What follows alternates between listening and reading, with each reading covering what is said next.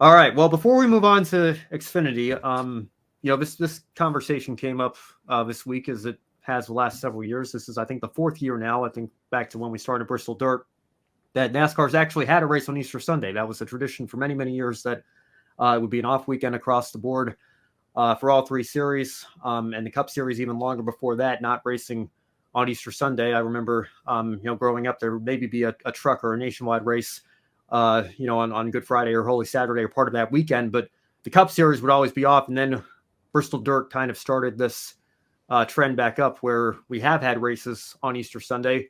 Brandon, I know that you're a Christian. I share the Christian faith as well, but I want to get your thoughts because I think it's not just Christians that are divided on this. It's a holiday, and there's not too much other stuff going on. Does it make sense for NASCAR to try to claim Easter in that one sense? Like the NBA has their Christmas Day games, the NFL has Thanksgiving Day games. Does it make sense for NASCAR to have a race on Easter, or would you rather they leave that holiday alone and let the team spend time with their families?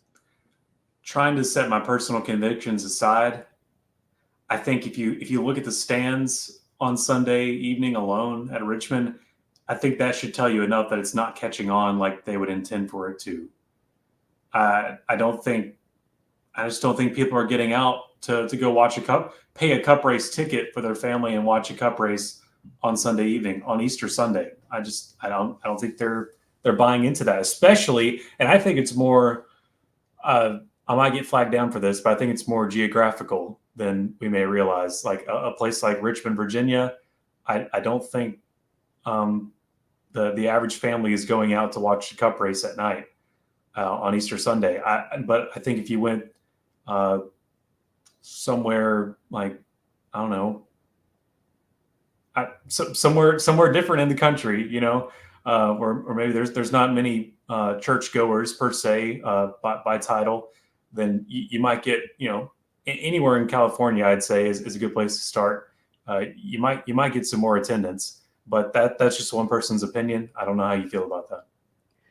Yeah, I mean, I can see both sides of it, and up here in New England now, I could maybe see New Hampshire being an option if it weren't for the fact that this time of year it's still quite cold up in New England. So I don't know that that would be a day that New Hampshire would be interested in. But I don't know if it's necessarily just a geographical thing either. I think it's important to remember not everybody involved in NASCAR is a Christian, but the reality is I think it makes up the majority of the fan base, and not just the fan base, but drivers and teams as well.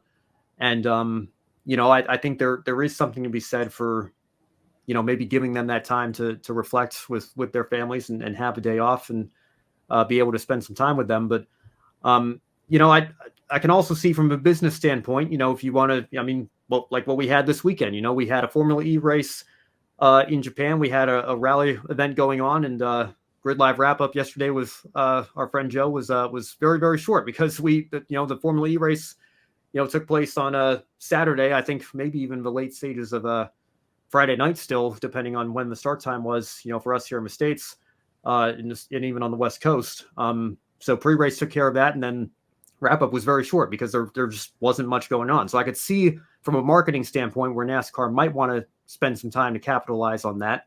But to your point, and Joe brought it up here in the chat as well.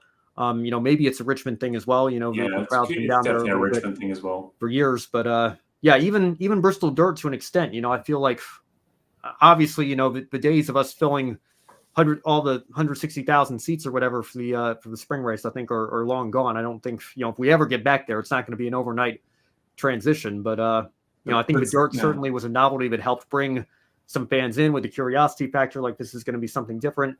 And again, was that maybe offset by the fact that some race fans didn't want to go out on Easter Sunday to attend a NASCAR race? I don't know. I think there's certainly an argument to be held for both sides here.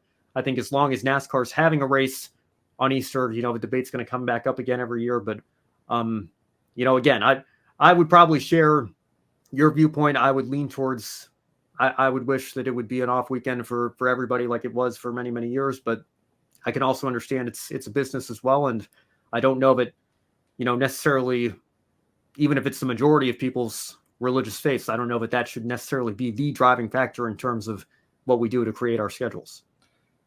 Right. And the places we've tried to do it so far, I think, to Joe's point, have really formed our perspective on it with Bristol and Richmond, places that needed that second date to shine. They needed help. And so they tried to add something special to it. But I think people who not new fans, I think core fans, for families have been fans and things like that. I think there's some sort of marketing that's gone on in the past that has convinced the average NASCAR fan that the fall race at Bristol, the night race at Bristol, just is better. And if you're going to buy one of the tickets, you're not going to spend your money. If you're not going to spend your money on both, you're going to buy the fall race. And with Richmond, I think there's been a worse problem with Richmond. I think a lot of, unless you're from the Virginia area, I think you think, if I'm going to spend my money on a NASCAR ticket, Richmond doesn't really go up on the highest of totem poles. And I hate that for Richmond because it has such a wonderful past. I mean, it's a lot of great moments. And it's such a beautiful place at night. And I'm so glad it's back in the nighttime. That place is meant to be under the lights. But it's not, I think there's just something placed in the average NASCAR fan's mind that Richmond is just not the place you're going to get your money's worth. I mean, sometimes you do. There was a lot of great moments last night, but year after year, consistently, they're just not convinced that's what you're going to get a good product for your money. Yeah, well, and I think Richmond really had something going for it when it was the last race before the chase back then, and later the playoffs began. I think that gave it a boost, in terms of marketing. Certainly in the second date, I think maybe the spring date, you could say, a lot like Bristol maybe suffered in comparison because of that. But Richmond doesn't have that anymore. Now it's Daytona, and they've tried Indianapolis even one year. I mean, it feels like that might be a date that they're open to rotating again in the future, and not just tying to one track. But again, and this is a whole different discussion. I've always said that, maybe Daytona is the exception. You put the summer race back on July 4th, but other than that, 28 to 32 races at 28 to 32 tracks. Every track gets one date. That would be my philosophy, because I think it's very rare. I mean, you saw it a little bit during the pandemic with, just having to get creative with the schedules and stacking double headers left and right and everything. But before then, and I think, coming out of it now, I think it's a very rare thing outside of NASCAR to have a calendar where you go to the same track twice. So I think that, there are plenty of tracks we could add back to the schedule, and we could do that with shortening the schedule a little bit down from 36, but not going just down to 23 or 24. We can still have, a schedule north of 30 races, but I don't know that, there's certainly a philosophy that no track needs a second date. And I think it would make it, that much more lucrative for the one day that those tracks want to go all in on. Like, hey, this is your one chance a year to see Cup cars on track at your local speedway. Make sure you come buy a ticket. No, I guarantee I could not argue with Dave Moody on why Richmond only needs one Cup date. I'm not prepared to do that because I don't have any facts to support it. So it'd absolutely be owned, and I would have to hang up the phone. But I'm saying they've got to do something to prove why they need this spring date, because there's other.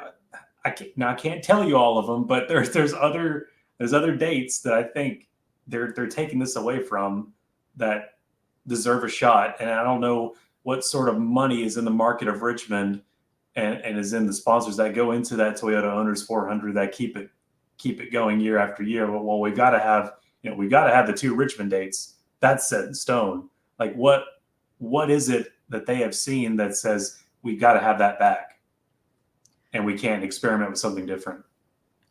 Yeah. Well, and again, to draw it back, I think it was unfortunate timing for Richmond this year that they got the Easter Sunday date. I will say this, though. If they're going to race on Easter Sunday, I'm glad that it is a night race and not a 1 p.m. start. I think if it were Absolutely. a 1 p.m. start, the crowd size would be even lower, because people would just be getting out of church and, probably off to, lunch with their families before then. And I think if you start it that late in the day, it gives people time to, worship in the morning and have lunch, and then, get changed and get ready to go out to the racetrack if that's something that they want to do on that particular day. And, certainly plenty of fans did show up, but I think maybe not quite as many as would be good to continue to convince us that Richmond needs this date here in the spring, though. So Yeah, it'll be he- interesting to see going forward.